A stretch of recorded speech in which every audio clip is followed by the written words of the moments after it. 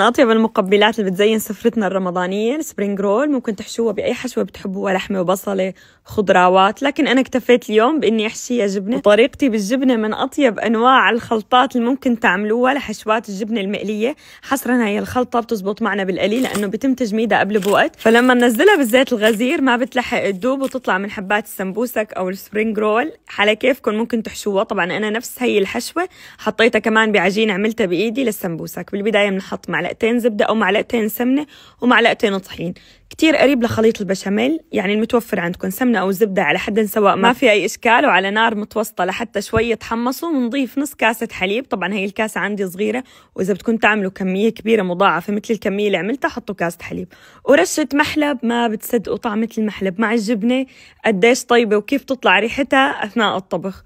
وكمان إذا بتحبوا تضيفوا شغلات تانية مثلا بقدونس أو هيك شيء، هي اختيارية بعد ما تخلص معنا خليط الجبنة. وضفت معي 3 أنواع جبنة، يفضل نحط موزاريلا، وأنا استخدمت كمان الجبنة العكاوي أو الجبنة المجدولة اللي عنا، وجبنة تبع البيتزا. فحطوا كذا نوع جبنة، بيضة وصفرة، لتحصلوا على طعمة طيبة أو الأجبان اللي بتحبوها. بنحطها على نار هادية وبنستمر بالتخليط حتى نحصل على هذا القوام.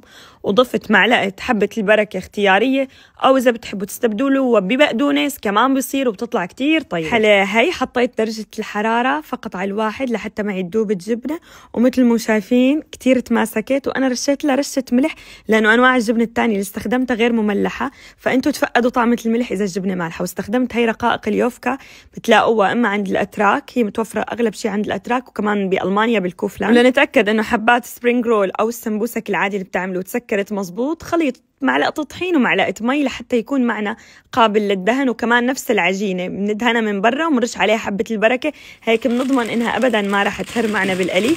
وبعد ما جمدتهم شوفوا ما شاء الله كيف صاروا، لازم يكونوا حجارة قاسين، ونزلوهم بالزيت فورا، ما تستنوا أبدا. وطبعا يتم تفريزهم لمدة 3 شهور بإذن الله تعالى، ما بيصير لهم أي شيء.